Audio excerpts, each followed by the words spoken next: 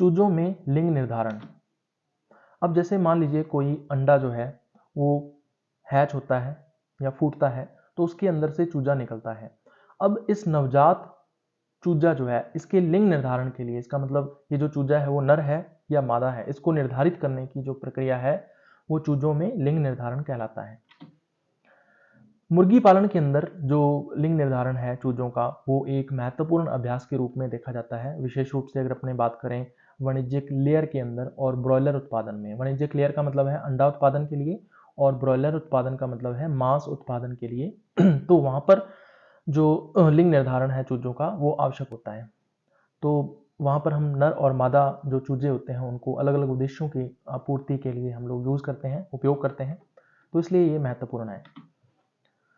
सबसे पहले अगर अपने लेयर की बात करें तो लेयर में अंडा उत्पादन करना है, और अंडा उत्पादन केवल मादा मुर्गियों के द्वारा ही किया जा सकता है। तो मादा चूजों को आमतौर पर अंडे उत्पादन के लिए रखा जाता है। ब्रॉयलर पालन की बात करें तो इसमें जो मांस उत्पादन है उसके लिए यूज किया जाता है। तो दोनों के दोनों जो नर चूजे और मादा चूजे हैं उनका उपयोग हम लोग इसमें कर सकते हैं, लेकिन इनकी वृद्धि दर में कभी कभी अंतर होता है, और इस अंतर के कारण ही हमें नर चूजों को अलग रखना पड़ता है और मादा चूजों को अलग रखना पड़ता है। तो इसलिए जो चूजों में लिंग निर्धारण है वो आवश्यक है।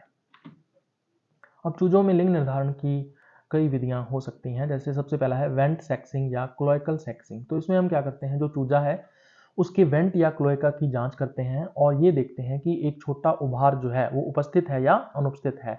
अगर छोटा उभार उपस्थित है तो वो नर चूजे को दर्शाएगा, और अगर छोटा उभार अनुपस्थित है तो वो मादा चूजे को प्रदर्शित करता है। अब इस विधि के अंदर कुशल तकनीक विदों की आवश्यकता होती है जो ट्रेंड हो। उदाहरण के लिए देख सकते हो आप डायग्राम के अंदर जो नर चूजा है इसमें जो एक छोटा उभार है वो उपस्थित है, जबकि मादा चूजा जो है इसमें छोटा उभार जो है वो अनुपस्थित है।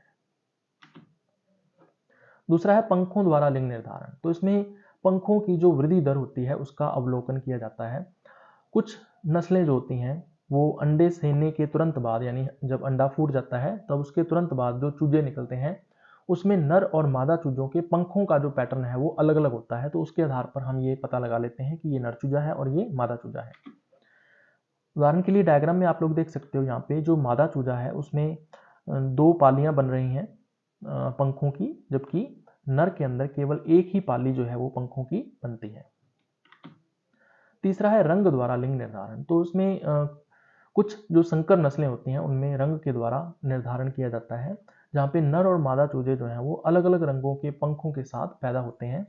देख सकते हो आप डायग्राम के अंदर जो मादा चूजा है इसके पंखों का रंग थोड़ा सा गहरा भूरा है, जबकि जो नर चूजा है इसके पंखों का रंग थोड़ा हल्का है। चौथा है आनुवंशिक या आणविक विधियां। इसमें डीएनए परीक्षण जो है वो किया जाता है, लेकिन ये बहुत ज़्यादा महंगा होता है और इस कारण इसका उपयोग जो है वो बहुत ही कम किया जाता है।